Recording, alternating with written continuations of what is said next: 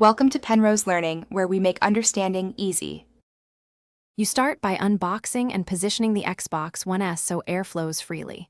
This prevents overheating and improves longevity. Once placed, plug the power cable into the console and a live outlet, then connect the HDMI to your TV. Use the TV's HDMI input labeled 1 or ARC for simplicity. Next, power on the controller with the Xbox button and insert batteries or connect USB. You do this first so the console recognizes input during initial setup.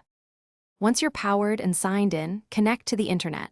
Wired Ethernet gives lower latency for games, while Wi-Fi is simpler. Sign into your Microsoft account so purchases, saves, and Xbox Live features sync.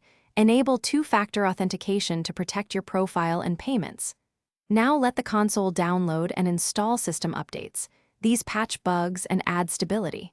While updates run, set storage preferences and choose Instant On for fast resume or energy saving to reduce power draw. Finally, calibrate display settings so games match your TV's resolution and HDR capabilities. This improves contrast and color accuracy. If you need more space, attach a USB 3.0 external drive and format it for games.